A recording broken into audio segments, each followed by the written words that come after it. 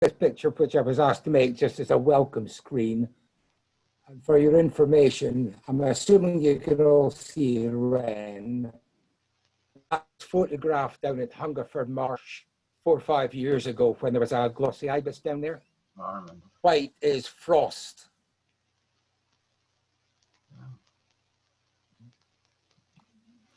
Right, we'll make a start. So thanks for giving me the chance to relieve a trip that we made to Madagascar in August last year.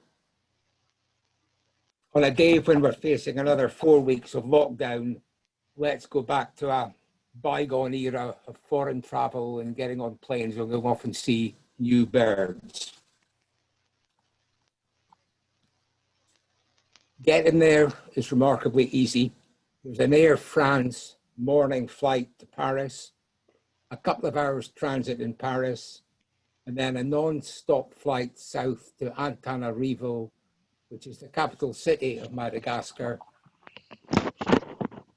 That's a quick image of the map shown in the back in front of us.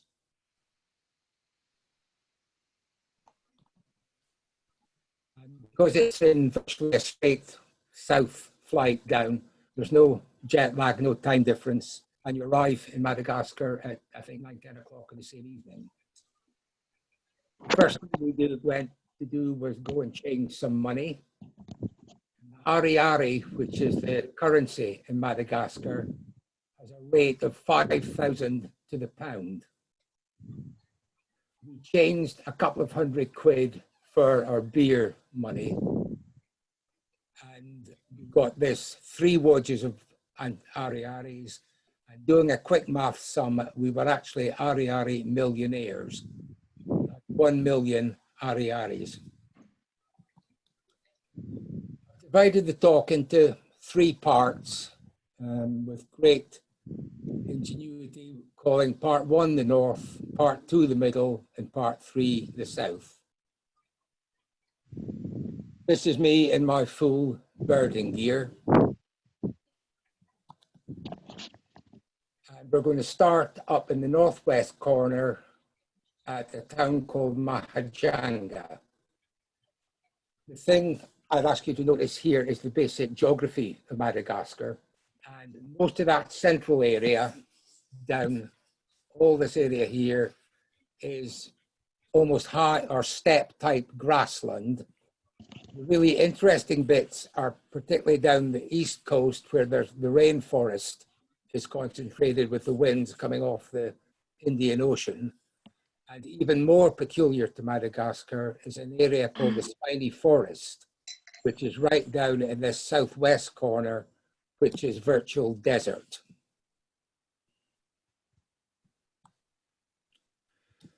The town of Majunga is situated on a big river delta called the Betsaboka Delta. And to see some of the special birds here, we had to go out on a boat and travel around some of the small islands that made up the delta. The boat was actually from a diving company, but the captain knew where bird watchers wanted to go, and we just went out and cruised around the various islands. This is the sort of area we're in. It is tidal, obviously, and when we set off, the tide was in.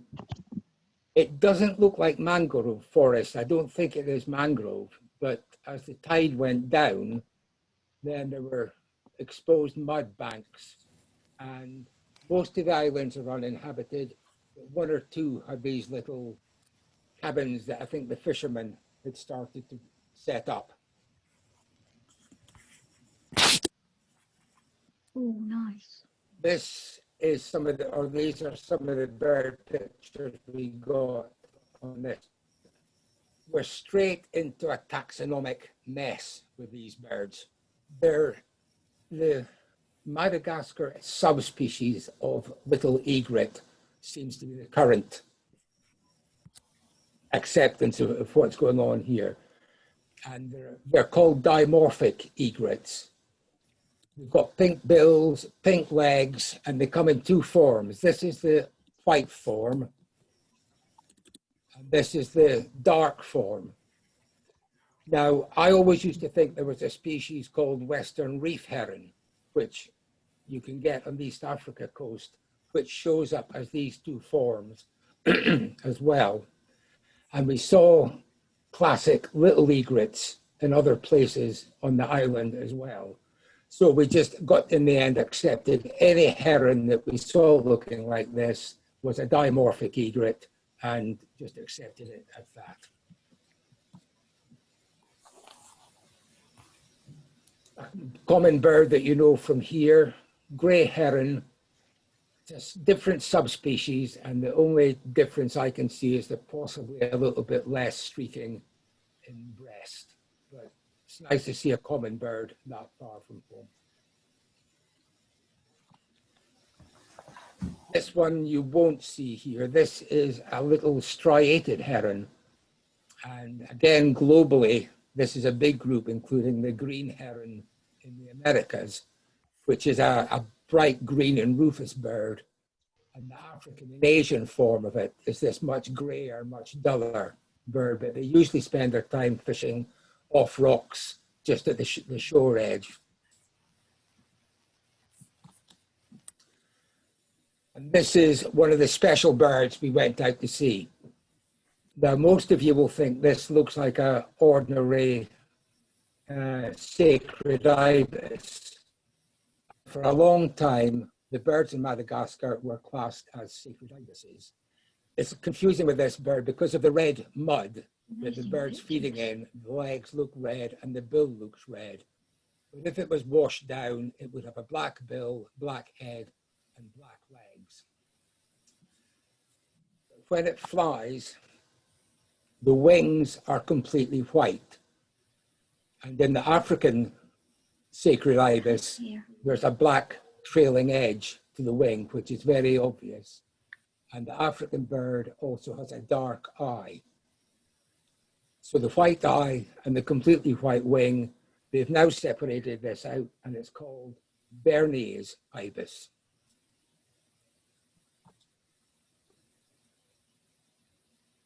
We saw 2 or 3 of these. This is a lesser flamingo flying past the boat. We didn't see any on land, and there's just a few birds crop up in Madagascar every year.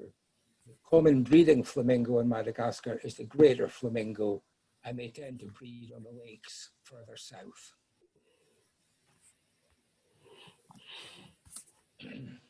This is the other speciality of this delta, and it's not the most inspiring of ducks, but it's fairly rare. It's limited purely to this northwest corner of Madagascar, and it's called Bernese teal. The male and female are similar. We saw a little flock of about 8 of them, and they only appeared when the tide went down and they came out and dabbled on the mud and fed there. I think their numbers are somewhere down about 1,000, 1,500 birds left.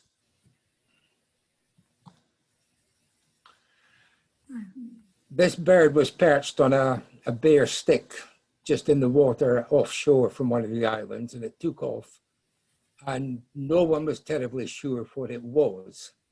And then after a bit of research and looking at the books, we decided it was a juvenile harrier hawk. And I'll show you a picture of an adult one later on, but normally this is I won't say a deep forest bird, but certainly a forest bird.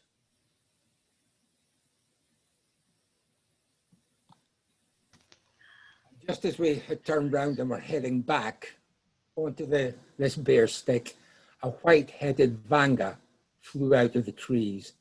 Now, the vangas are a family that's endemic to Madagascar.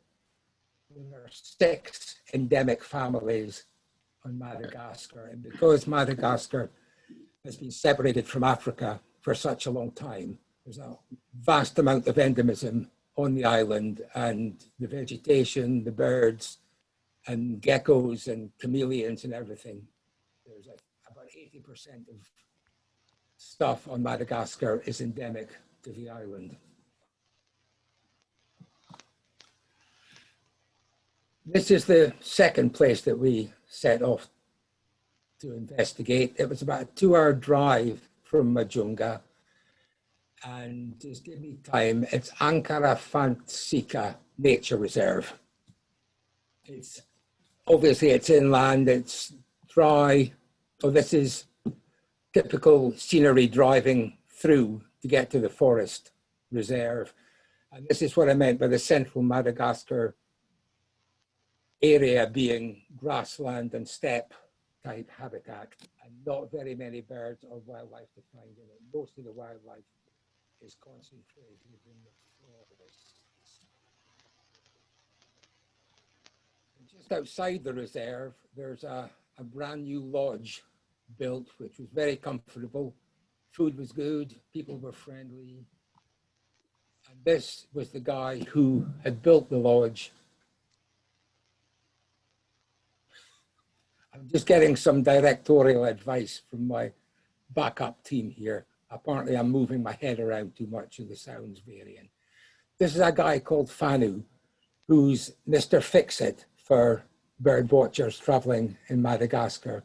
And he has personally built this lodge himself, so he's quite proud of it. Terrible picture, but that was on the roof of our cabin, and it's just a typical house or tropical house gecko that you get virtually throughout the tropics. But outside the cabin, there was this much slimmer lizard on the patio, and it's apparently an elegant skink. I think elegant describes it pretty well.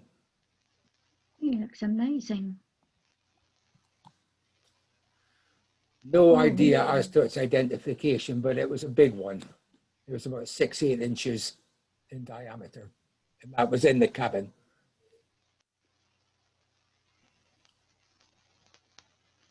I can't write them down. And just a short drive from the lodge, you get into the national park itself. All the national parks have these kind of cute welcome signs. And this is the habitat. The trails are nice and easy to walk. They're level, they're clear, and it's dry, deciduous woodland. Not particularly big trees, almost scrubby type trees.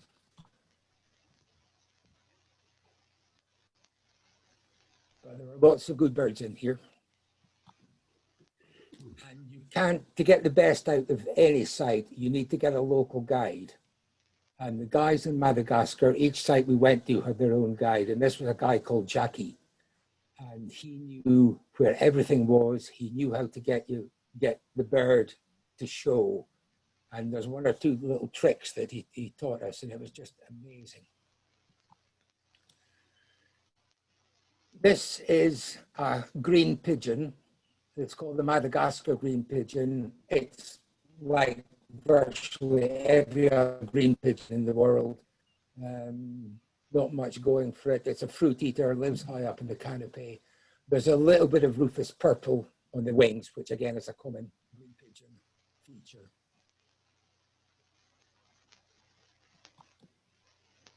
Can't hear you at all now. There's two large parrots on Madagascar. There's a greater Vasa parrot and a lesser Vasa parrot. This is the lesser one. They're both very similar. Call is the best way to separate them, but the lesser Vasa parrots have slightly darker bill, and if you look carefully, the undertail looks just a little bit palish. And I'll show you a greater Vasa lesser on, and they've got pale bills and dark underneath. Not a very good picture, but this is the only other parrot type bird on the island, and this is a grey-headed lovebird. And there was a flock of these in the trees and the park headquarters, and that was the only birds we saw on the trip. Typical lovebirds flying around quite noisily in small flocks. And this is another Madagascar special. Ooh, This is Cockerel's Kua. Now the Kuas are a genus of ground-living birds related to cuckoos. They're a type of ground cuckoo. And they're all very similar, but they're very restricted in their different ranges. So this cockerel's cua is the one that lives up in the northwest corner. They're usually fairly secretive, and there's always some vegetation in front of them. One or two would come out, but that's as good a view as we got of cockerel's cua. This is where the guide came in. There's a family of birds in Madagascar called Mesites. And there are 3 birds. One is very easy to see. The other 2 are really very difficult. They live on the ground. They feed in the litter. They can fly, but they usually just walk about on the ground. They're highly vocal in little groups of 3, 4 birds. And we were out with Jackie, and he heard them calling. And he said, I will go and drive them towards you.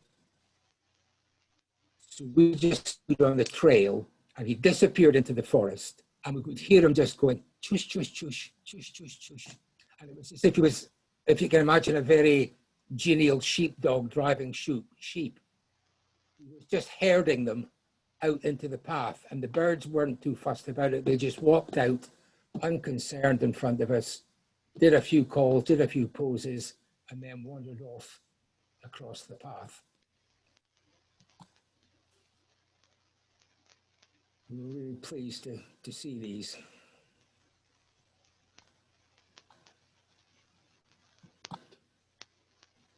Fairly obvious what this is. It's obviously a hoopoe, but because its call is noticeably different to the hoopoe in Europe and in Africa, and because it's on Madagascar, it is being separated off as a different species, and it's Madagascar hoopoe.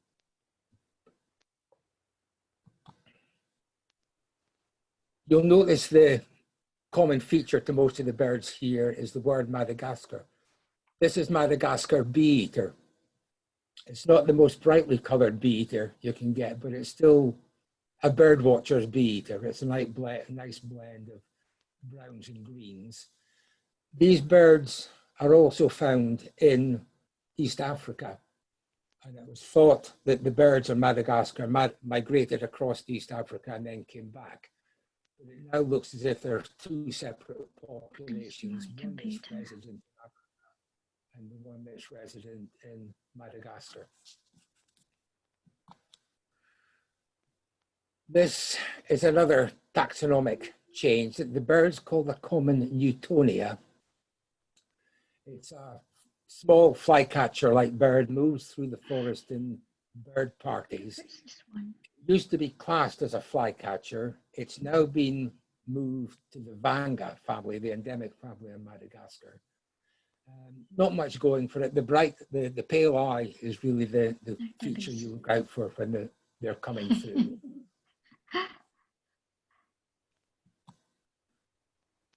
And this is a male Madagascar paradise flycatcher. You can see the long white tail streamers of the male. And on Madagascar, there are 3 forms of this bird. There are 2 black and white forms and a rufous form. But in the males, they always have the white wing edgings. And the feature with this particular form is the white back. The rufous form looks like the female. This is the female that was with that particular bird. But if you notice, there's no white in the wing, no long tail streamers. So this female could be paired up with any of the 3 types of males.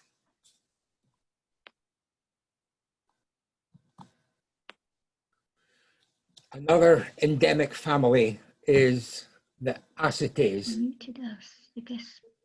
And the one that's found up in this northwest corner, it's a terrible sounding name. This is Schlegel's Acete. And to see this, they're usually just in singles or pairs. Again, in the canopy, they're usually fairly stationary, except when they're feeding, and they feed on small fruits and berries like this. But the color of these wattles that it's got around its face and eyes, a mixture of purple and lime green, are really striking. It's a great looking bird.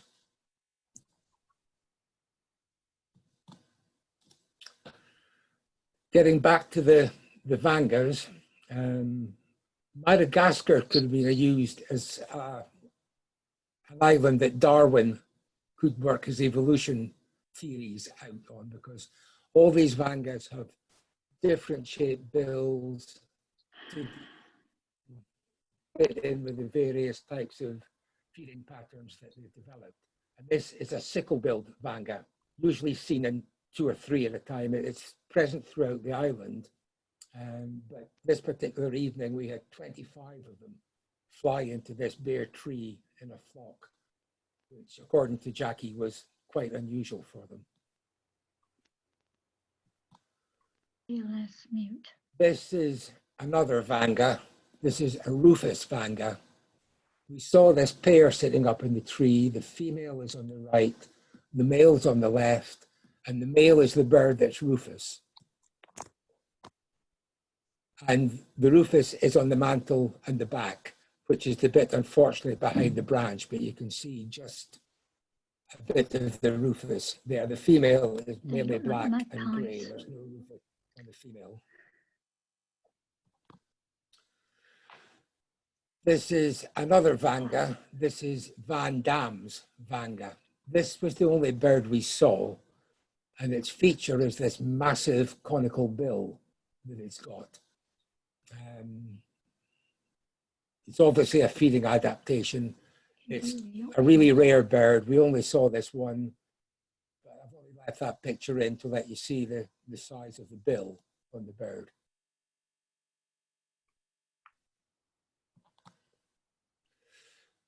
This picture looks a bit grainy on my screen tonight, but this is a Madagascar cuckoo shrike.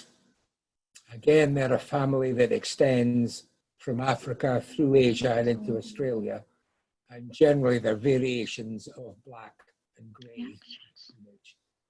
And this one has just got the obvious black head and the grey body.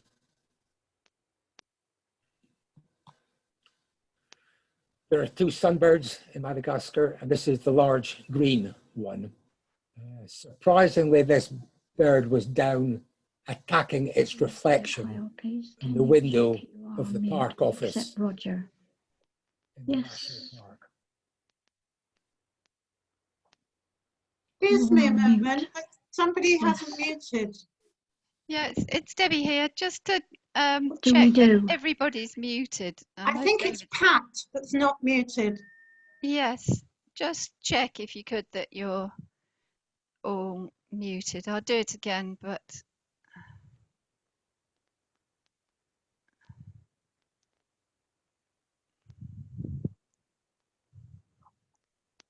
ALT. sorry, Dave, I may have muted you by No. accident. You still there? Yeah, I'm still here. Still say when you want to start again. I think everybody should be muted. I just did the mute all, so if everybody could check you're muted. Otherwise, you get a bit of background noise and interference. So I think we should be okay now, Dave. Okay, I'll carry on again then. And again, another widespread family are drongos, and this is the Madagascar drongo. Nearly all the global drongos are black, have got forked tails, but I don't think any have got such a pronounced tuft of feathers at the base of the bill as a Madagascar drongo.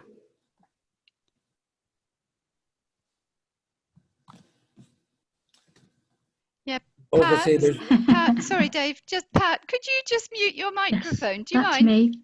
Yeah. Yeah. Sorry, I don't think That's you're me. muted. Yeah. Do you know how to do it? I'll see if I can do it for you. Right. Now, if you could not unmute, you're muted now. Okay. Thanks, Dave. okay. In the clearing around the park headquarters, there was some bare trees, and there was a resident family of these cockerel shifakas. These are the big daytime arboreal lemurs, and there are, I think, at least probably 20 different forms of shifakas, depending whereabouts you are in the island. This is the one that's in the northwest. Select a microphone. Hold on a minute, Dave. Pat, are you having every time I mute you, somehow it gets automatically unmuted. These things have got a bit of a life of their own, haven't they? Pat, I'm just going to mute you from my end. Just don't touch the controls and then it should stay muted, okay? Is that all right? Can you hear me? No, don't touch it. No, Don't touch it. Don't touch it. no. Okay. There we go. Right. Off we go, Dave. Okay, this is another lemur species. It's the common brown. And this one is widespread throughout the island. It's a daytime lemur, and we saw it at most areas that we went visiting. This is a little lemur called a sportive lemur. And it was originally thought that there was one species and it was found throughout the island. And then the taxonomists got looking at it and decided that there were lots of different species. And the latest count is now there are 26 sportive lemurs. And the defining feature seems to be that they won't cross water. So anywhere between two river systems or two rivers, there's going to be an endemic species of sportive lemur. That seems to be the way it's worked out. And the one here, this is one called Milne-Edwards sportive lemur. They're nocturnal, so they're not usually out and active during the daytime. The beauty of the local guides is they know the trees that they're roosting in. They usually spend the day in a hollow or a fork in a tree. And if the guides know where they are, they will come up and have a look at you and then disappear back in again. Because it's a national park, they don't allow you to go out at night. But this is outside the park, and there's a little trail goes down through a piece of forest. And in the evening, these golden mouse lemurs came out and were jumping around the trees like little squirrels as we walked down the path. This one stopped, and I'm actually getting a quick picture of it. They were only described in 1994. That's when they were discovered. And certainly in this little patch of forest with the track, they are very common, but it's locally common. They aren't found anywhere else in Madagascar.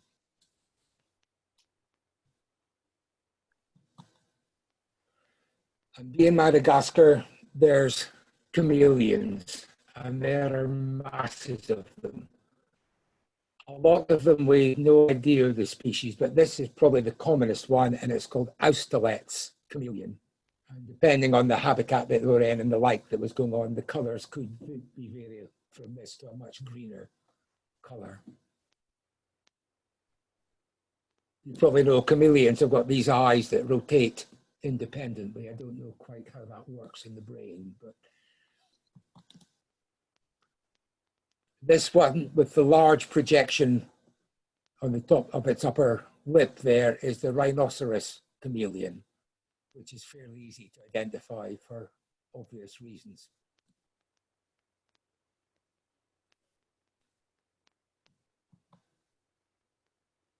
And we did find this rather drab snake on the undergrowth. No idea what species it is. And Nancy managed to get a close-up of its head.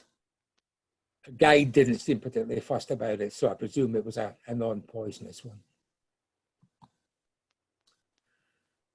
And this was just a photogenic butterfly that we grabbed on the spur of the moment. No idea what it's called either.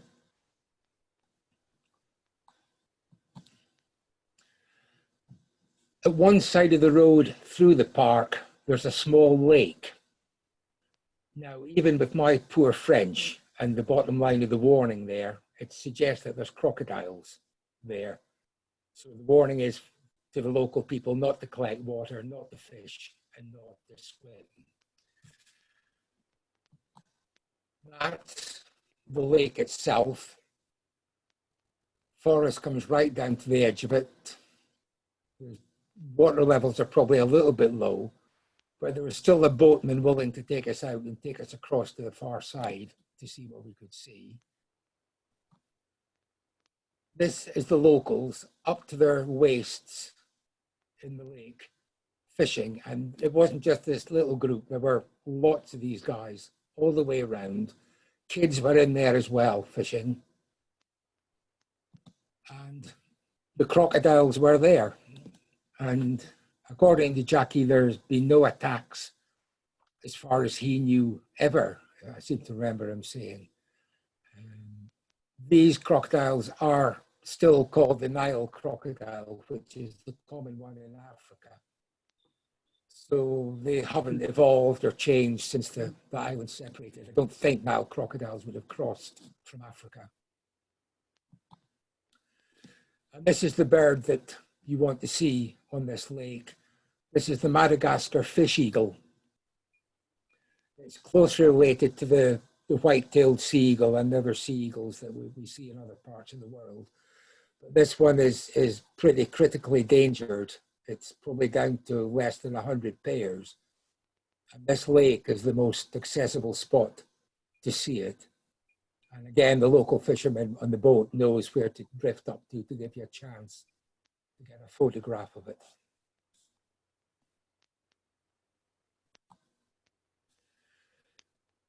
And of course, it's a kingfisher. It's on Madagascar, so it's Madagascar kingfisher. Normally, if you get a picture as close as this of a kingfisher, you look at the bill color and see if it's red or black. It doesn't work in Madagascar. The males and females have got black bills.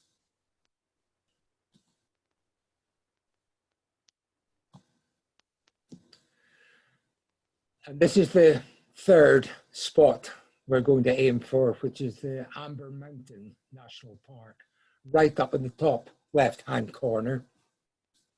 The French have got a naval base up there. I forget the name of it. Diego Suarez is their naval base. There's a very efficient internal air system in Madagascar. They were always punctual.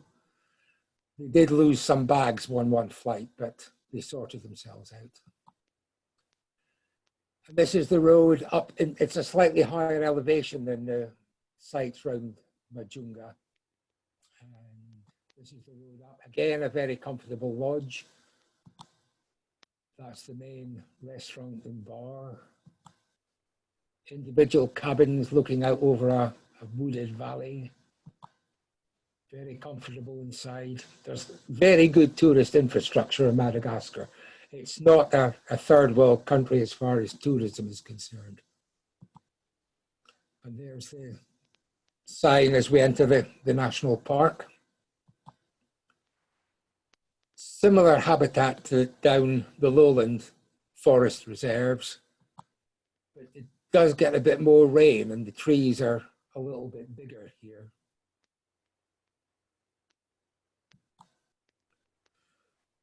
And that was just a picture of the mixed vegetation in the forest as we walk along the trails. And probably this is more rainforest type with the ferns and things coming down and starting to parasitize on the deadwood.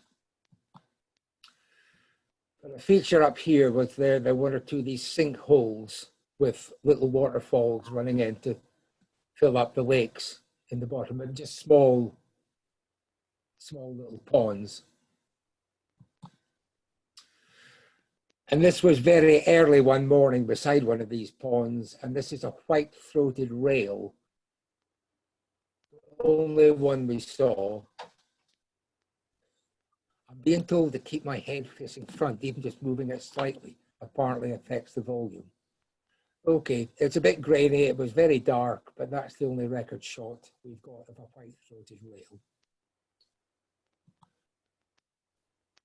Again, not a very good picture, but you can appreciate the features. This is the Madagascar blue pigeon. They're this slaty bluish gray, darker on the head.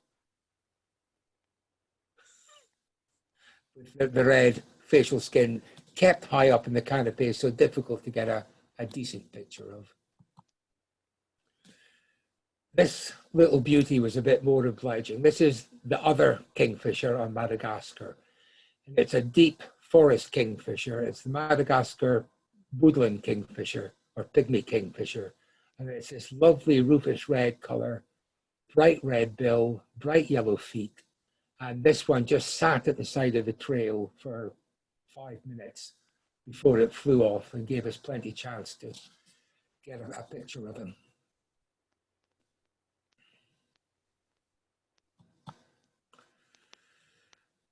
This is a bird called a spectacled tetraka.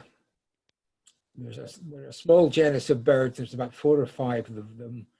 They were originally thought to be bulbuls, and they've now been moved into a new family, which is, I think, where they're dumping all the Madagascar oddities, called the Bernieridae.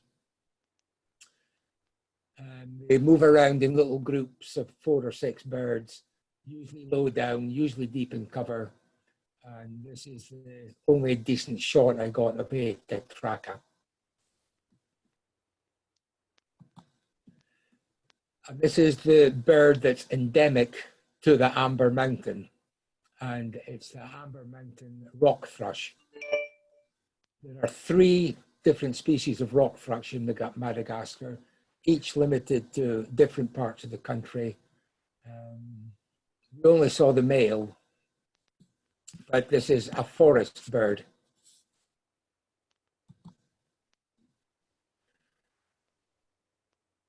Not very, but it's another vanga species. This is hook-billed vanga.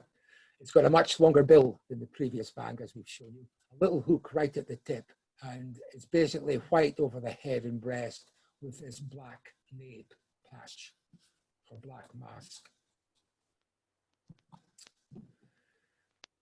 And another lemur, this time it's a brown lemur, but not the common one. This one is Sanford's brown lemur. We only saw this female. The male is a much browner, redder chestnut animal with a black central crest on its head. But it was still nice to see this female out in the open and posing nicely.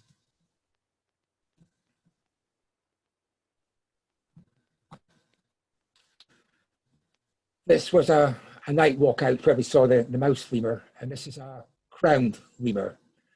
Unfortunately, we didn't see the male of it either. It is a bright rufous one with a black crest down the center of the head.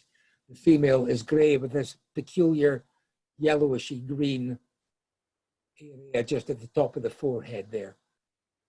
These are a nocturnal species. And not everything in Madagascar with a ringed tail is a lemur.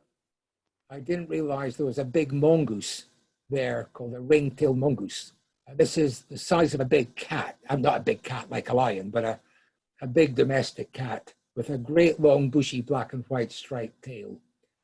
And there were 2 of them down scavenging in the rubbish bins at the National Park Office. Lots of lizards. There's a whole genus called the Phelsoma lizards. Lots of different species depending on the distribution of the red spots and the reddish markings. And this one is called, I think, the Madagascar day gecko. And the guide found this chameleon on the forest floor. It's special is because it is tiny. How he finds them, I have no idea. But he just stopped, bent down, picked it up, and on his finger, it lets you see just how tiny some of the chameleons can be. This is another chameleon, I'm sure, with that large, almost elephant ear type appendage on its head. It's got a common name, but I haven't managed to track this one down.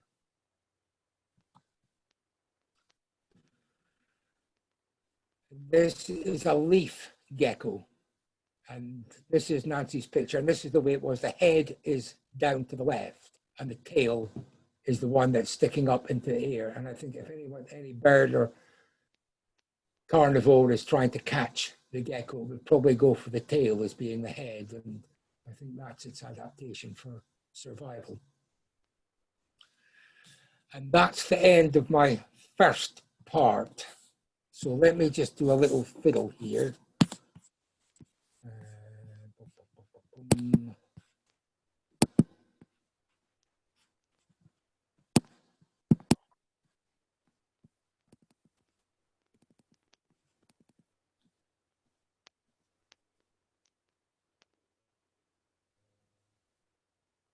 What are we doing for time? You want to have a stop now or do a little bit more and stop? I'll keep going for a little bit then. We're going to start here. This is the capital city of Madagascar, Antananarivo, where we flew into. There seems to be one specific hotel that the bird tours go to, this Hotel au Bois Vert. Nice, comfortable cabins. There is some garden here, which does hold some birds. Again, the rooms are comfortable. There's showers, running water. Nice, friendly staff of a couple of the local waitresses from the restaurant in traditional costume. I'm sure everyone knows what this is. This is obviously a wagtail. This one being on Madagascar with just a slightly different plumage on the breast there. Looks like a grey wagtail, but it's a Madagascar wagtail.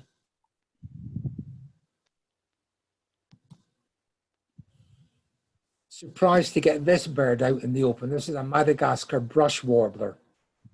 They're usually fairly secretive. I don't know what brought this one out. There might have been some insects or some ants on the path.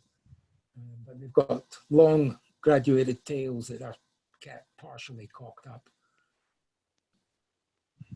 Not great songsters, I don't believe.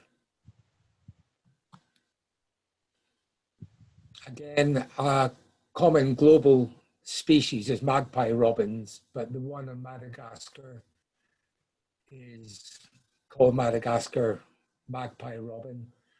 The male looks like almost every other magpie robin around the tropics. The female is a bit more different. Dave, it's Debbie here. Several people are telling me the sound's a little bit variable. You haven't got a hand in front of the microphone. I haven't got a hand, but I'm turning my head sometimes, and Nancy's told me off about it. Okay, all right. If you can maybe just shout a little bit more. Trying to not move my head around and keep it facing like. We are hard. This is the bulbul that's found on Madagascar.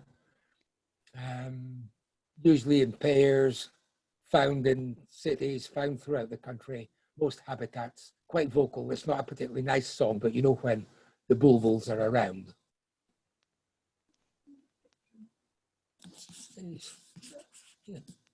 Sorry, okay. Right, okay. Debbie and Nancy are keeping me right on lots of things here, so I've had to expand the picture up as well. This is the commonest finch species on the island. This is Madagascar fodi, which is closely related to the African weavers. This is the female bird. The male should be a lot redder than this. This is a partial eclipse male. And you can see there are some red feathers just starting to come through on this fawn-colored belly. But that bird will go red all under here, but still have the black markings down the back there, down the mantle. There is one site in the city of Antananarivo that you've got to go to, and it's this Lake Alarobia. And it's about the size of the Fox and Hounds gravel pit near Reading, but it's teeming with birds. It's a huge heronry, and it's got lots of ducks there, lots of herons. And one two other odd things that fly around in the bushes around the side. Herons, we've got the widespread black crowned night heron.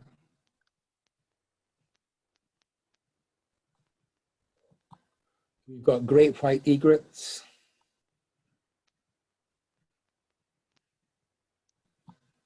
We've got typical little egrets with black bill, black legs, black feet, plus the two forms that I showed you up on the delta. Squacko heron that were there in good numbers, and I somehow thought that they were winter visitors to Madagascar, but apparently it's a resident population there and they breed there as well. This is one of the more difficult ones to see. This is a black heron, and the black herons are famous for being the one that use that umbrella method of feeding where they bring their wings up over their head to put the area in shadow that they can fish.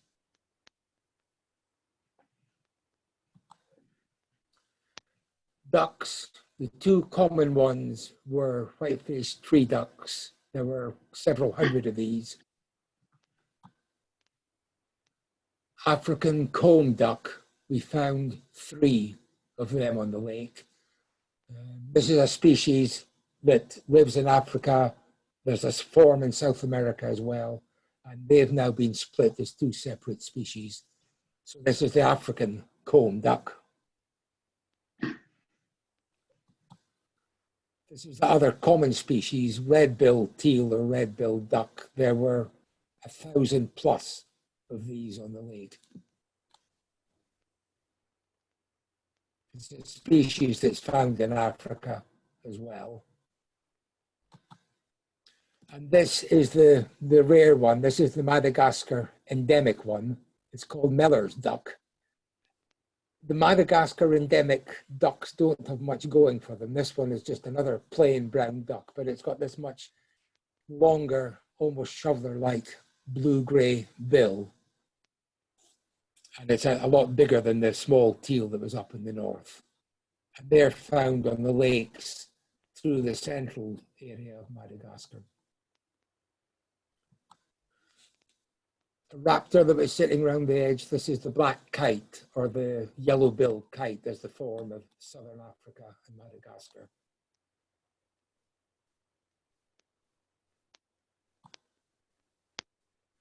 And we'll head out to our first experience of rainforest, to this reserve called Perinet. You can see it's just over the edge into the darker green. Again, a very comfortable lodge there, individual cabins, nice bedroom. You can go for a swim after you've been out birding in the morning. Well-stocked bar, which every bird watcher needs on holiday.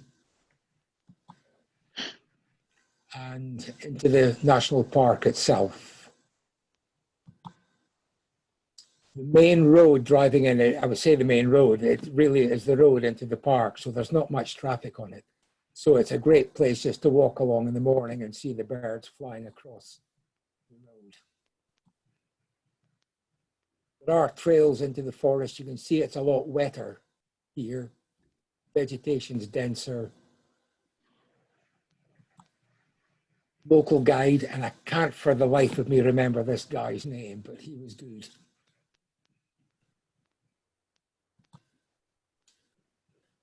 And beside one of the small ponds, we found this purple heron, which just sat there. We took some pictures of it and then realized there's something drastically wrong with its leg here. I think it's had an old fracture or a new fracture there that was keeping it still.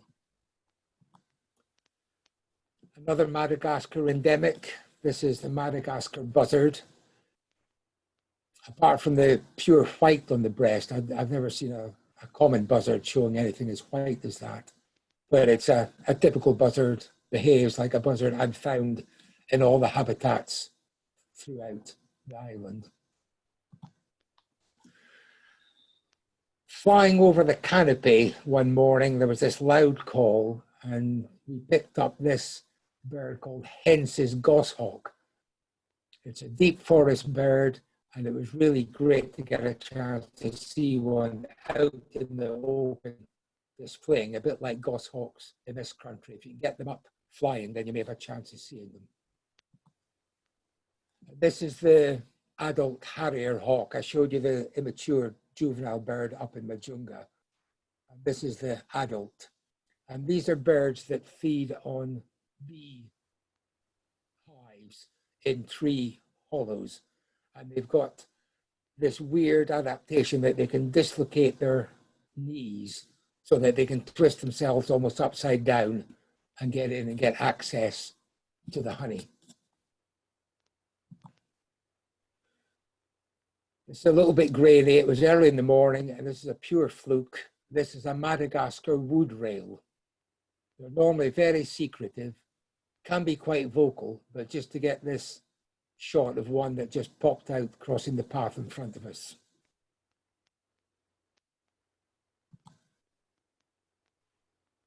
This is Madagascar rainforest scops owl.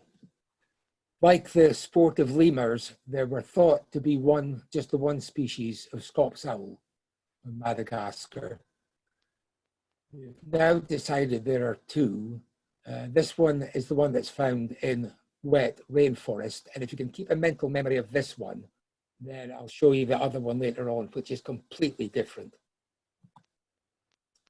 And this might be a time to make a break. There are two birds in that picture. See if you can find them. Do you want to take a break there, Debbie? Yeah, good idea, Dave. I'll unmute everybody. Covered a hell of Okay. a lot of ground already, so let me see if I can unmute everybody. Ask everyone to unmute so we can have a chat and maybe have a, what, about 5 minutes, 10 minutes? Yeah, that's fine. Okay, Mhm. so 5-minute break, everybody. You can have a... Well, I can see one bird. I can see one, but I can't see the second one. No, me neither. Yet. All Have I will be done that revealed. wrong? Have I done that wrong? No, you're all right, Pat. You're unmuted now.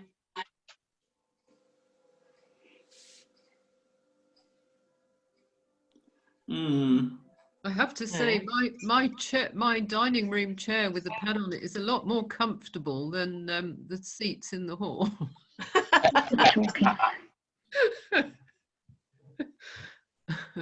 Oh, well, you won't be trying those for quite a while yet. No, I don't think so. David, Yeah, David, can you hear me? yeah. It's Brian here. Can hear you. I just love the Can tool. hear you. Pat, can you let me talk? I love the talk because I've been. I'm having a slight difficulty with the volume, and I can't work out what it is. It's me. Oh, is it? It doesn't look as Yeah. though it doesn't know What you. does It's it not when do? your head's moving or anything, but the volume seems. And I wonder whether it's the actual the line itself. This one?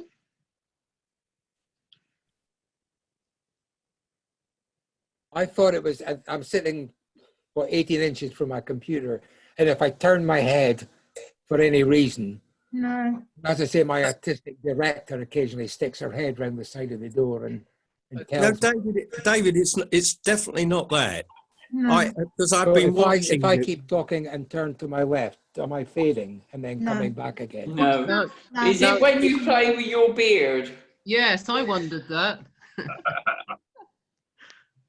You're telling me to stop rubbing my beard. Perhaps you should go and have a shave. No, I can't do that. Hang on, Okay, I will I've try opened, and keep, I'll sun my hands. I've opened a can my of beans there. No, David, honestly, it wasn't particularly when you were moving your hand or anything. So I couldn't work out quite, unless it was your right hand. So Nancy seems to think it might be something to do with the bandwidth as well. Yes, I think it could be. Yeah. Not too much, but just a little bit. So Yeah. what's the answer? To speak even more slowly. No. Put chat on. It seemed to be every time you said Madagascar, it went Madagascar. ARPH. Photos are coming up Interesting. great, though. Photos are coming up fantastic. David, did you get to Lima Island? No. Right. Is that the Okay. place where the eyes are? Yeah, they've got, it's a Okay, bit more then. like, Pat, you're doing it again. You're going. Oh. Yes, it's more like a zoo. Yeah. And yeah, I thought it was very interesting. Up near Nosy Bee. Yeah. It's confusing because you say Nosy Bees up in the north. In the second half, we're going to go to Nosy Bay, which Stop is down video. in the south. Yes. But we couldn't get anywhere. We were there for a month and we didn't get up. The place I was disappointed we didn't get to was up in the northeast corner where the Helmet Vanga lives. And it was, I think that it was inaccessible the time that we were there. And it did Stop involve the video. a fairly major boat journey as well, I think. So we decided to skip on that. Oh, I can't hear you.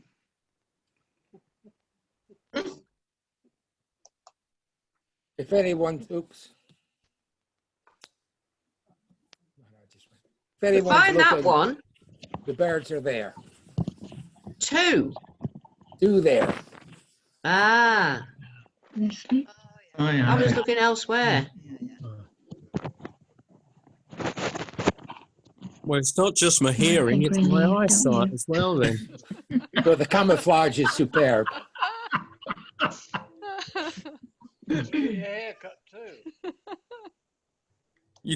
You can't see me. I don't know. He's guessing. Oh, well, never mind. Taken underwater. I because can't it hear looks like you. a conger eel. I can't hear you. Breaking up. Hear you. Breaking Yeah, up. we're halfway through. Breaking up. Okay, I think we should think about making a move again with a fair Shall bit we of country to cover. Okay, everybody, I'm going to mute. I'm going to Right. try and mute Oh, everybody. breaking again. up. Breaking up. Pat, I'm sorry, but it does seem that you're having trouble with the sound. I'm going to mute everybody again now and then get Dave, and I'm not going to allow you to unmute yourselves. Hold on a minute, maybe I will. Righty-ho, then I'm going to unmute Dave and unmute Roger. Wait a second. So many people on this call, it's fantastic. There's Win, right here.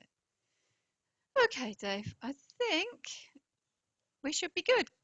Oh, you're still muted. Can you unmute, Dave?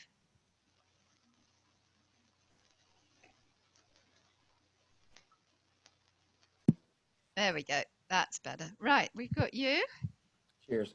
Is Right, that if anyone right? missed it, that Now, is the- Pat, I'm sorry. For some reason, I'm not able to unmute you. So if you don't mind just letting Dave speak, then we'll start the second half. So I can't seem to mute you, but if you don't mind just letting Dave speak, then we'll crack on. Okay. Right. This is what we're looking at, is a pair of roosting collared nightjars. They just sat there and Nightjar. allowed us to get really close to them.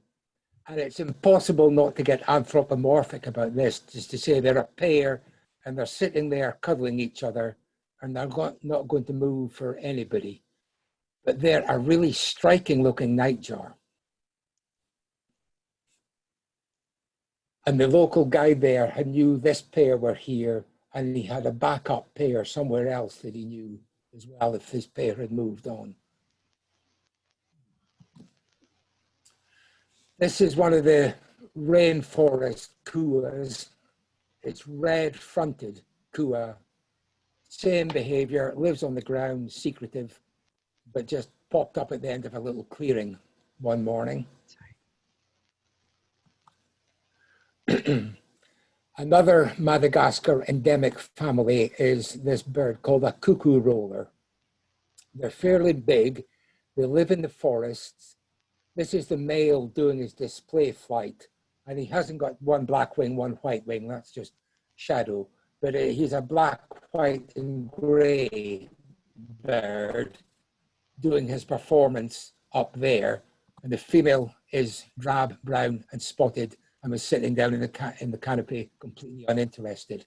But they're a family only found, there's only one species in it, and it's confined to Madagascar. This is the other form of the paradise flycatcher, and you can see the difference. This one has got a solid black back, but still with the white wing patch. The long streamers, which are typical of the paradise flycatchers as well.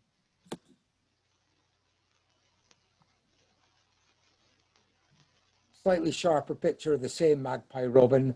There is a form somewhere on Madagascar which is completely black. And no one seemed to know where it's found, but it might be interesting to try and track it down. But all the ones we saw were the black and white birds. Right, looks like a stone chat, is a stone chat, and because it's a Madagascar stone chat. Bill possibly looks just a little bit longer than our one, but that might just be an artifact on the picture. This is the iconic mammal in Perineck, is the Indri, which is the largest lemur in the world. It hasn't got a tail, completely arboreal, leaps through the trees. If you see them moving, they're really spectacular. But the best feature is their call. In the morning, one will start to sing, and it's just a yow call, and then it starts to get answered. I'm not moving my head. And it gets answered from all the neighboring families around, and the whole forest resonates to the sound of their calls. Wonderful sound. This is an absolute rubbish picture, but this is an eastern bamboo lemur. There's this little clump of bamboo. The guide heard a rustle in it, and this was the best view of it. Not much going for it, just one of the little brown lemurs, but very difficult to get a good look at. This is the common brown one again. So it just shows you how widespread and common they are. This is for Debbie. This is a tree boa. There are two big constricting snakes on Madagascar, and they're both called boa constrictors. This is the tree boa. That's the head tucked in there. The interesting thing is boa constrictors are the South American constrictor snakes. And the constrictors in Africa are pythons. But for some reason, the snakes on Madagascar are boas. A little tree frog, no idea of the species, but just a chance to take a picture of one. Another chameleon, different from the ones we've seen before, but again, I can't come up with a species identification.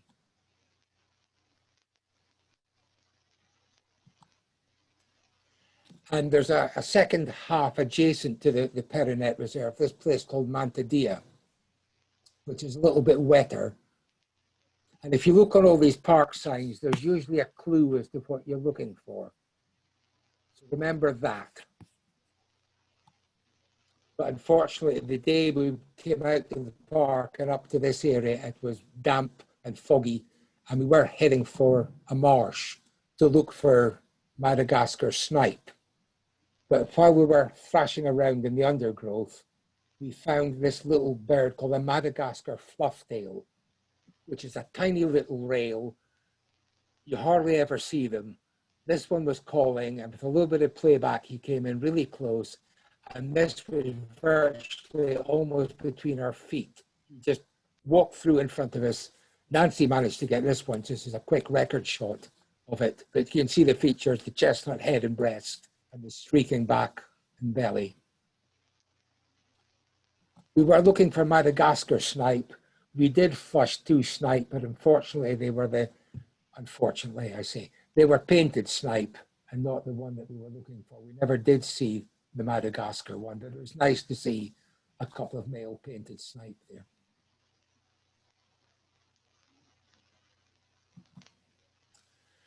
And I said, look out for this lemur on the notice board. This is black and white ruffed lemur. We only saw 2 of them. The female is a duller brown one. We did manage to get a picture of the male.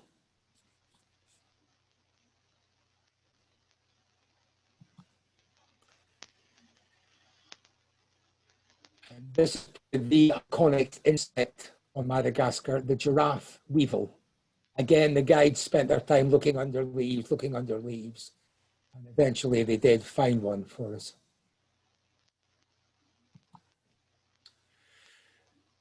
Down to the next national park, this is one called Ranamafana. We were warned that this place could be wet. We had 3 days here and it rained solid for 3 days. Nice comfortable lodge. That's the sign to get into the park. That's our 2 local guides dressed in the national costume for the park. It's William on the left and Olivia on the right. The day we arrived, there was some sun and we managed to get this picture of the forest edge. But the next day or 2, when we went into the forest proper, we had to go past a couple of little paddy fields first. But it was just wet and cloudy and thoroughly miserable.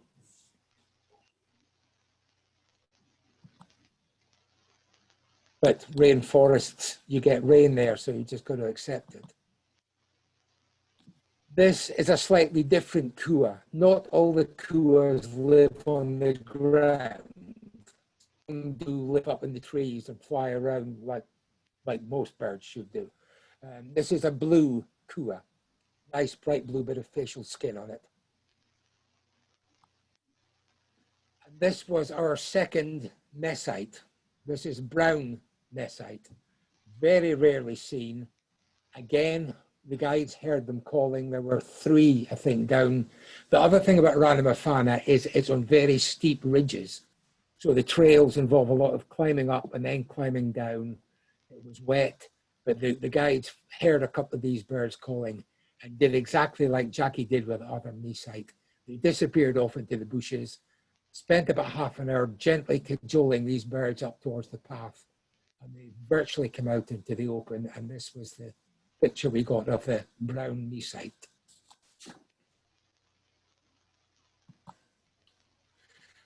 This is where we saw our first ground rollers, which are another endemic family. The pictures aren't particularly good of these birds because, again, they were incredibly secretive and we couldn't get them out to show well. This is the pitta-like ground roller. And this one is a bit more obvious, is the brown-headed ground roller. All the usual problems of trying to photograph in a deep forest in the rain. It's all a bit fuzzy, but you can get the impression of the bird there. And another Madagascar endemic, and probably another disappointing one. This is Madagascar starling. It was always on my list as normally the starlings when you travel abroad can be bright and spectacular, but the Madagascar starling is one of the duller ones. Black head, brown body, grey belly, and that's it. But at least we saw one.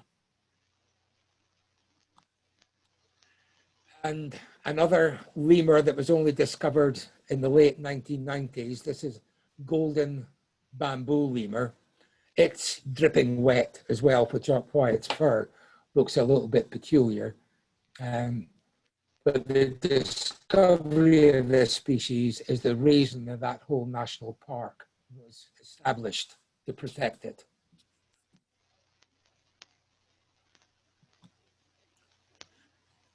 This is just some images of the Madagascar countryside as we drive a little bit further south. There's a lot of evidence of human destruction and habitat change, but it's still interesting scenery to drive through.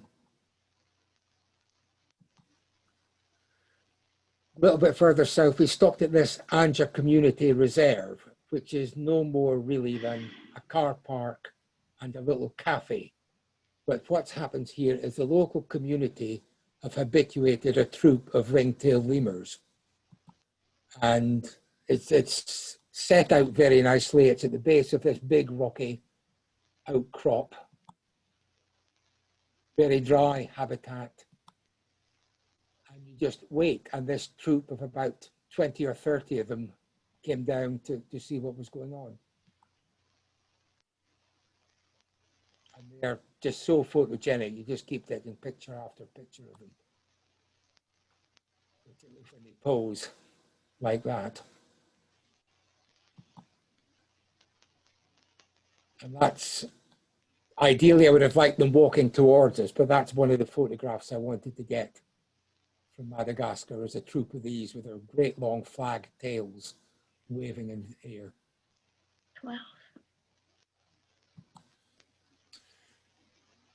This is the last spot I think that we're going to in the central area. No, there's two more, sorry. This is a quick stop at a national park called Isalo National Park, which I couldn't pick up on Google Earth, but I could find the hotel that we stayed in. So that's the area that we spent a couple of days. Again, central habitat, typical dry grassland area. Few baobab trees in it. As photographers always say, you want a single tree.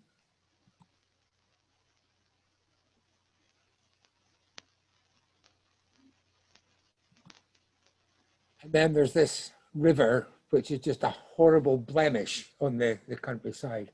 What's going on here is they've discovered sapphires in the river.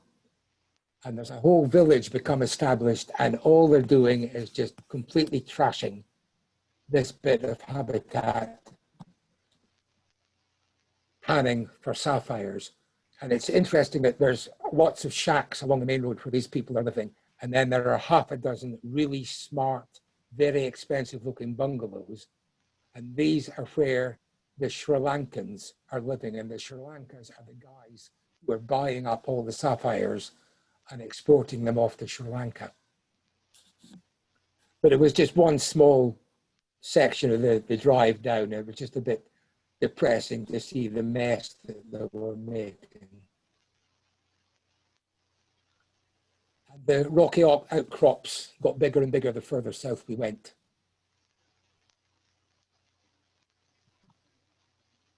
And there was this almost a range of really well-weathered mountains along the road here, and the hotel was built into the side of it.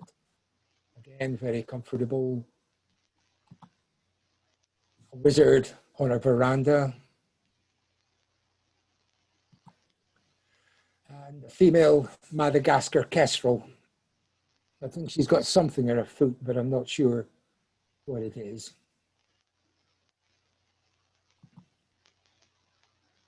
A very obliging Madagascar wagtail again.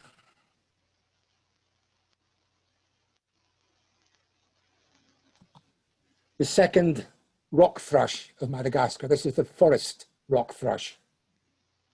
There's slight differences in the distribution of the gray and the blue and the chestnut on them. This is the male. Oh, I'll show you a female later. And this is the other sunbird in Madagascar, much smaller than the large green one. And this is a Suamanga sunbird. This is the male.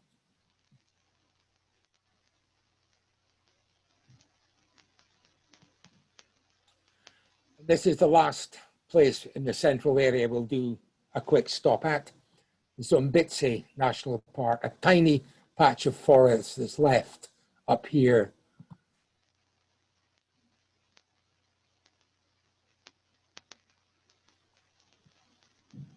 much drier than the forests we experienced up north or along the west east coast.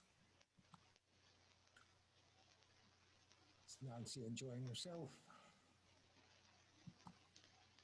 Our local guide, a guy called Julian, and being a decent guide, he knew where all the birds we wanted to see were. So this is the day roost of a bird called a white-browed owl. It's endemic to Madagascar. It's about the size of a tawny owl. And that's the only one we saw on the trip. If you remember that rainforest Scops owl, this is the other one, and it's got a great name. It's the Toro Toko Scops owl. And it's different color, head shape's different, and apparently the call is completely different as well. Again, Julia knew which tree it was roosting in.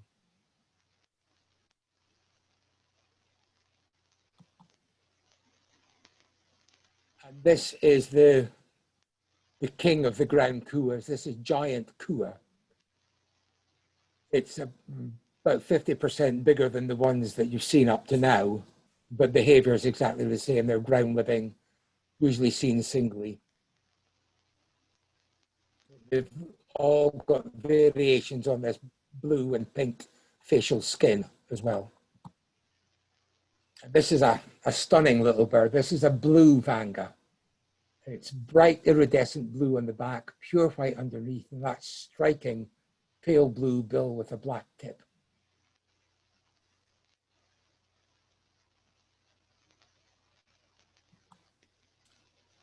This is another shifaka, the big arboreal lemurs. This is Vero's shifaka. The Madagascar people, or the Malagash, don't pronounce the last A. They call them shifaks and say that's the sound that they make when they jump through the trees. And I think a shifak is a much nicer name for them than a shifaka. And if you look through that little gap in the leaves there, there's a fairly fuzzy picture of another tetraka. And this is Apert's tetraka. And this is probably one of the rarest birds we saw. It's restricted to this tiny little patch of forest. The guide said it was fairly common in the past couple of years, but there's encroachment creeping in at the edge of the forest, and he took about an hour to find this single bird forest in the habitat that should have held quite a few of them. And if that habitat's being destroyed, they may end up losing their Zumbitse sportive lemur as well, endemic to this little clump of trees, basically. But I agree, it looks like every other sportive lemur I've shown you. And that's the last of the center. We're now going to head down south.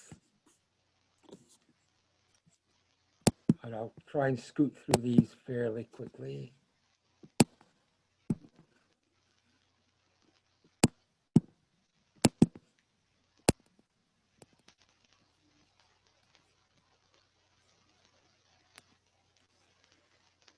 Right, completely different habitat down in the southwest corner. I'm going to start at a place called the Fatty. Again, I'm doing my bit for the Madagascar Tourist Board, just showing you how nice the hotels and the accommodation is. Food's quite passable. Cabin looks out of the Indian Ocean, or technically the Mozambique Channel there, actually. A couple of good guides. This was Freddie, this was Dada. This is Musa's spiny forest. The spiny forest is the vegetation down in the southwest corner. Everything has got spikes, thorns, and about 30, 40 years ago, when tourism and ecotourism started in Madagascar, the local villager here, a guy called Musa, decided in this habitat that the tourists were always coming to, he made a little reserve. It's a private reserve. It's his two sons who are now acting as the guides in here, and they are just superb at finding the birds in this little area as well. We've got nice little paths laid out. Baobabs to see.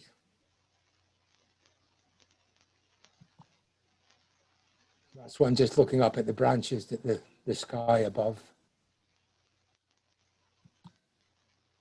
That's a typical spiny forest habitat picture. To me, that sums up Madagascar.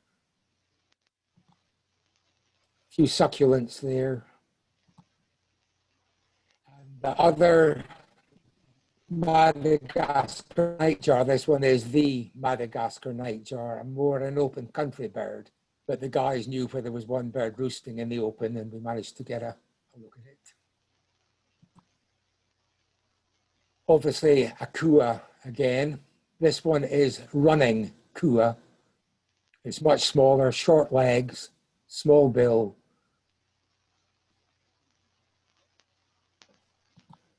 And then a slightly more secretive one. This is the olive-capped kua. Much bigger bill, longer legs, and a olive green crown, and just a blue facial skin, no pink on it. And this is a terrible picture of the third mesite. This is the sub-desert mesite. And it's got this weird behavior that as soon as it feels threatened, it freezes and it just doesn't move. And you can walk right up to it. You can almost touch it before it will fly off.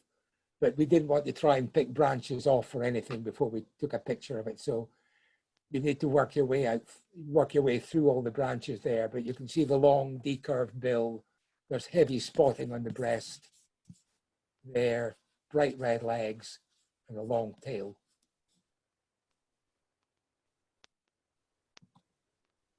But the bird down here is this bird called a long-tailed ground roller, which is a fairly large bird, great long tail, which it very often carries cocked up completely. Hardly ever flies. It has got wings. It's got big blue flashes in the wing when it flies, but it much prefers to run away. And again, the two guys went off and just gently herded this one towards us to get a look at it.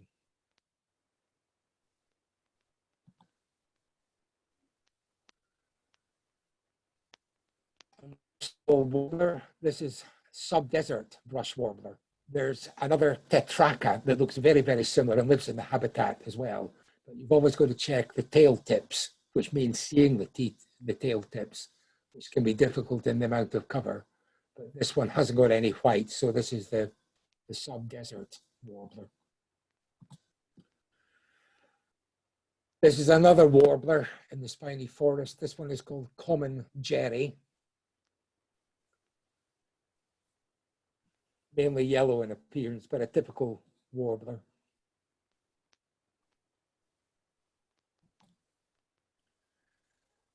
This is an endemic genus on its own. It's quite a long-billed warbler. It's called a phamnornis, only found in the spiny forest in the southwest corner.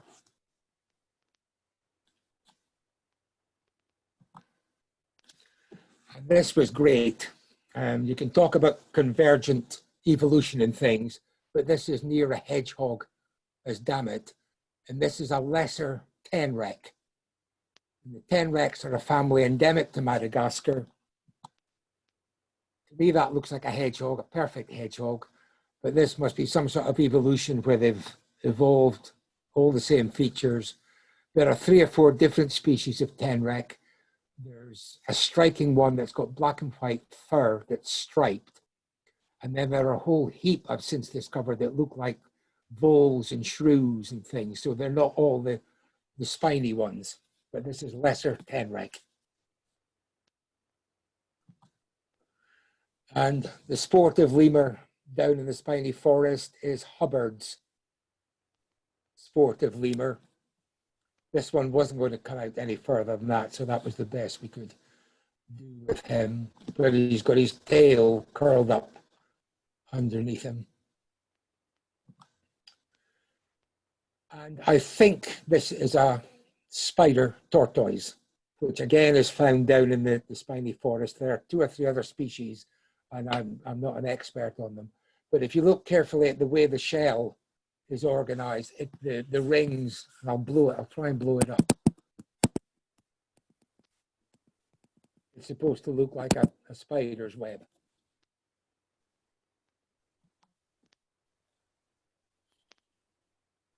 You drive down the main road, there's some ponds at the side of the road there, and they're all worth checking for waders. And if there's any plovers around, it's worth checking them.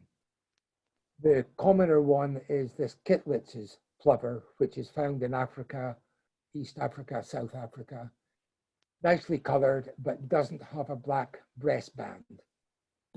And if you can find one that's got a black breastband, then this is the Madagascar plover, which is a much rarer bird altogether and only found on these brackish ponds in southwest Madagascar.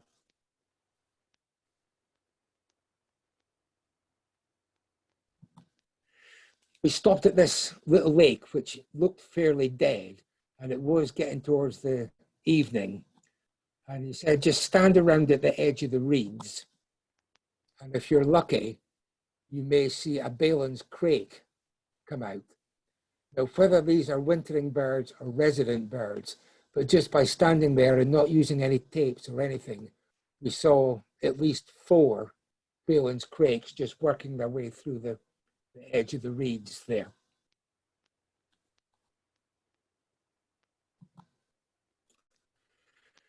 Right, you mentioned Nosy Bay up in the north. This is Nosy Bay in the south. And Nosy Bay is an offshore sandy island. And to get there, we stopped off on the island, transferring to another lodge we were going to stay at.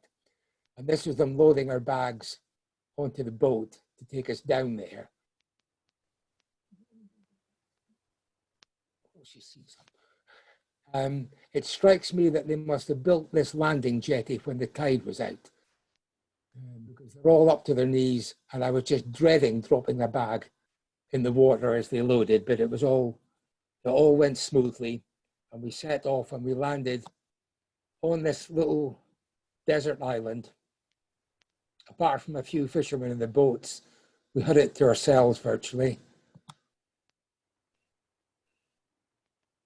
Very photogenic. Some cover for nesting birds, possibly.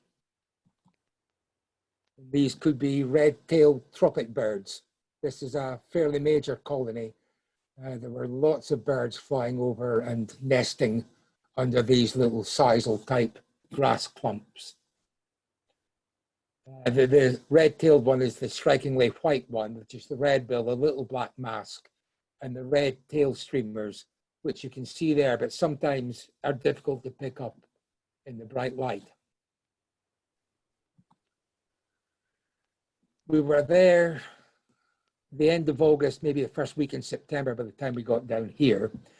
On the island, we found about 8 or 10 whimbrel, a common ring plover, a couple of green shank, but one wader that we really wanted to see, and this is probably one of the best places to see it, is crab plover. This is in certainly a genus of its own.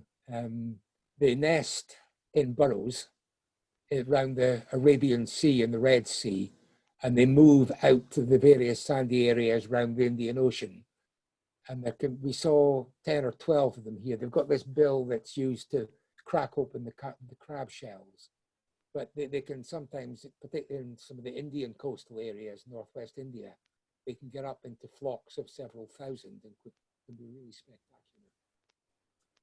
Crab plover was a nice bird to see here.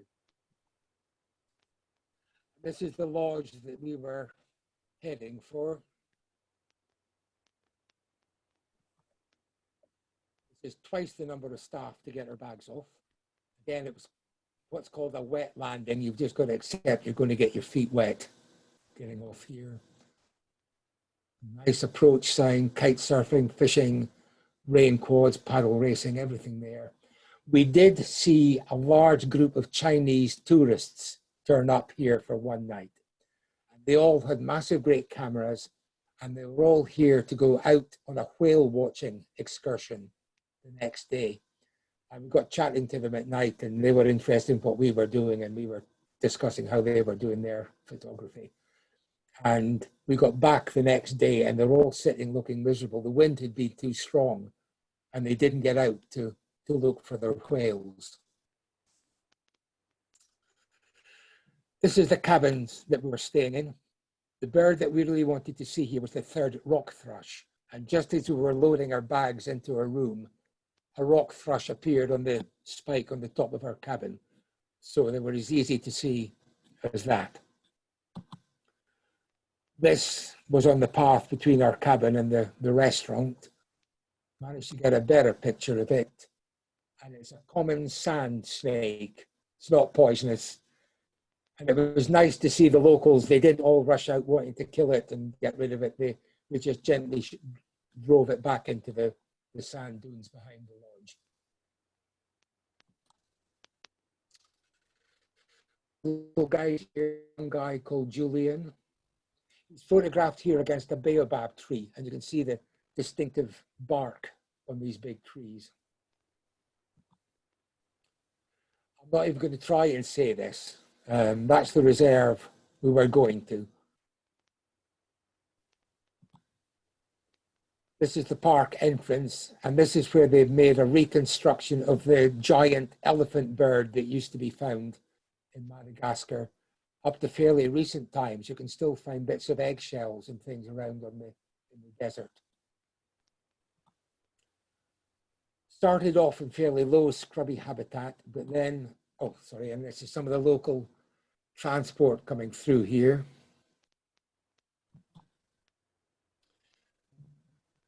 We were climbing up a hill. It was pretty hot, it was pretty steep, but the habitat was obviously changing.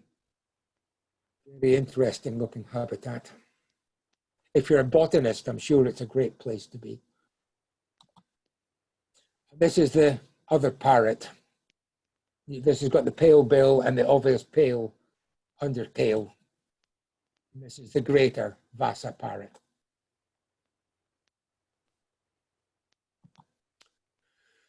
This is a pair of little dainty Namakwa doves. It's a different subspecies to the one in Africa, but in the field it looks just identical to them.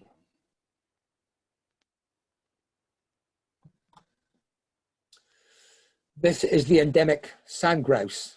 This is Madagascar sand grouse.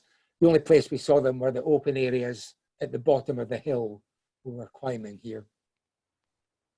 I think they were actually breeding there. That one of them looked as if it had some young that it was looking after. This was the male Madagascar kestrel, bright chestnut back, nice spotting on the belly. This is cockerel's kua.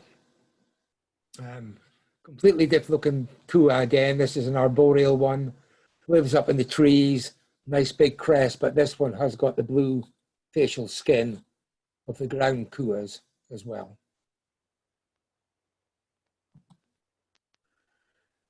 Terrible picture, but it's the only picture I got of a Madagascar lark. It was in the open sandy areas. This was the last rock thrush.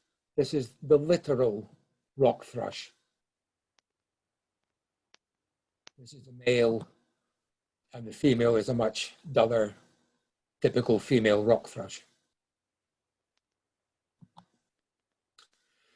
This is another vanga with a big specialist bill. This is La Fresnay's vanga.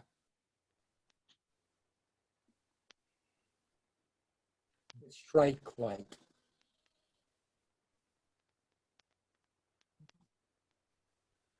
Slightly different tortoise species, I don't know.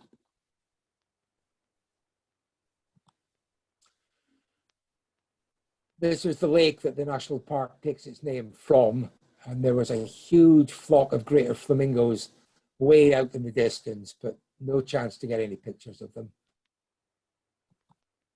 There were half a dozen fulvous whistling ducks, which are a little bit unusual in Madagascar. I think they must have flown across from Africa. And lots of crested coot, the same bird that we get up in Morocco or southern Spain in Europe. And there was this sinkhole with a path going down into it. And Julian was determined to get us to go down in there. And the reason was they were nesting Madagascar martins, or mascarene martins, nesting in the cave. And we just switched the torch on and managed to get this picture of one. A lot of them were flying around, but this one was sitting on the rocks. And there was a little pond at the bottom of the path in the cave. And these blind fish, completely unpigmented, with no eyes, swimming around in the pool.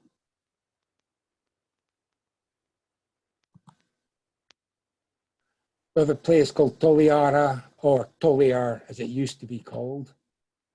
And this is a place called La Table, for obvious reasons. There's this little plateau standing up.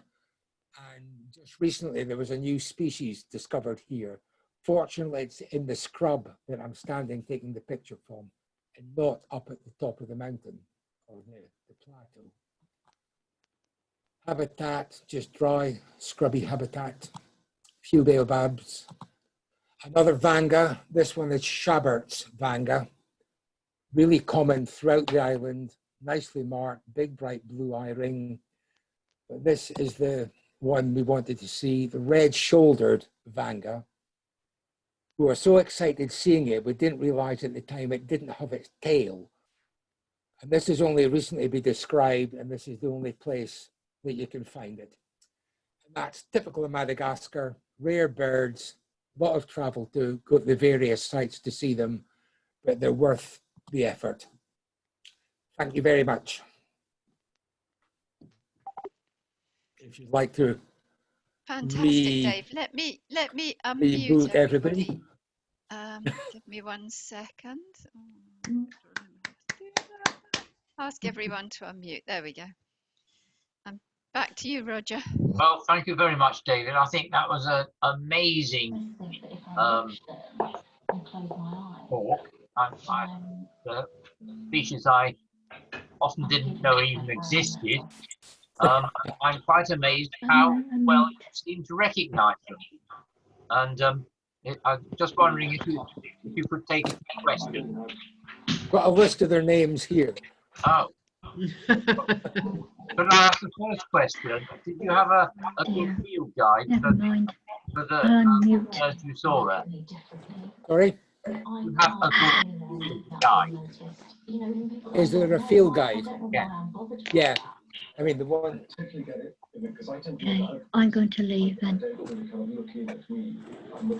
All right. All right. Yeah, the bird that so difficult to see, the helmeted vanga. There's a field guide. There's a mammal guide as well, but as far as I know, there's not a guide for chameleons and the lizards and things. Right. Could I ask anybody got any questions?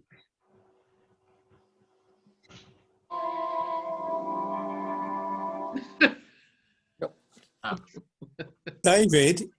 Yeah? David, it's Brian here. Can I ask you, did you in the main go by internal flights between the various reserves? We flew from Antananarivo up to Majunga. Unfortunately, you had to go back to Antananarivo and fly up to the Amber Mountain one. We then flew down to Tuliar. And we actually did it slightly different to the way I've described it on the trip. And then drove all the way up through the center of the island. Did you? It's a great drive, but it's a long, long distance. Did you have trouble with all the wetness there? not easy looking back. Not particularly. The trails were a little bit slippy rather than just because it was so wet. But that was the only place we had any rain, so it wasn't really a problem. I don't remember any biting insects. I don't remember it being uncomfortably hot anywhere.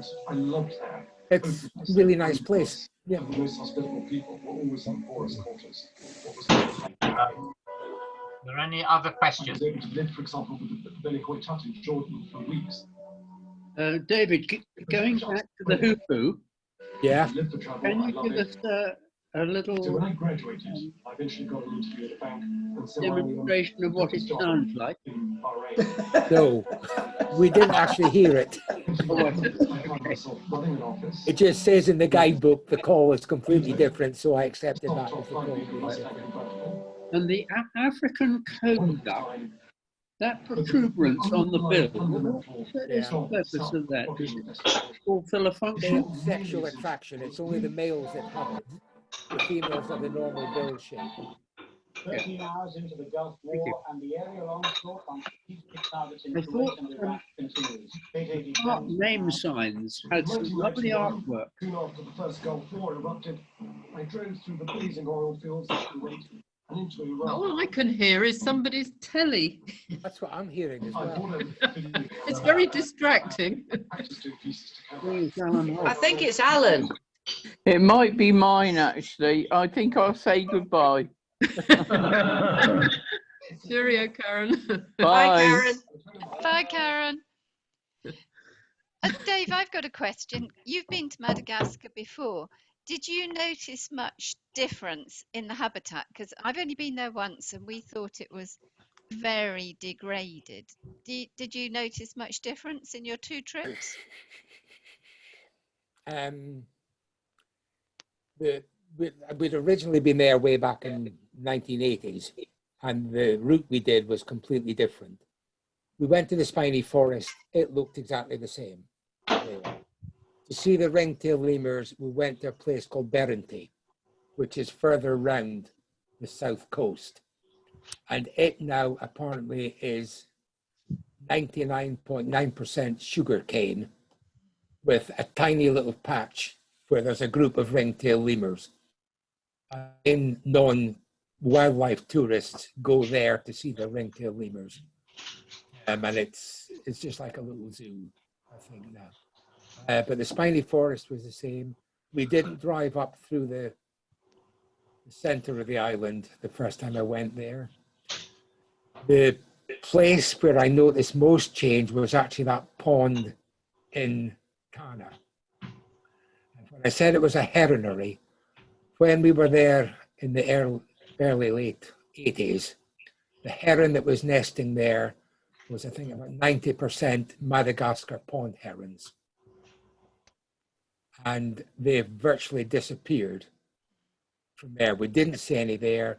We only saw a few flyovers in the middle of the island going between patches of water. So I think they're having serious problems. But Perinet was the same. And that, I think, was the only 2 places that we went to both times. Yeah.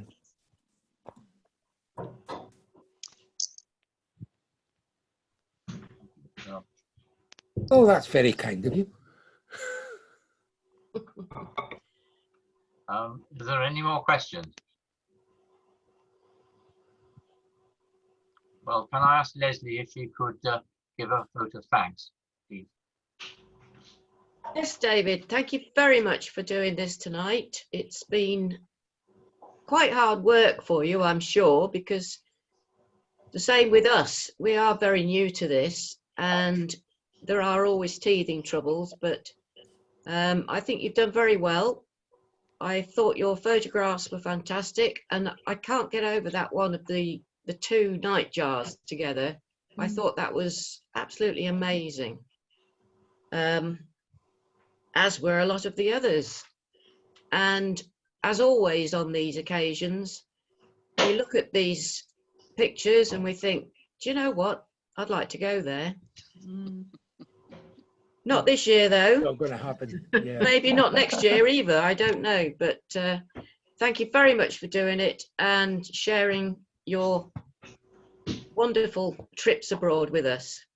I've enjoyed it as well. Thanks very much. Thank you. Thank you. Dave. Thank you. Very good. Bye, Okay. everybody. Bye. Bye. Bye. Bye. Bye.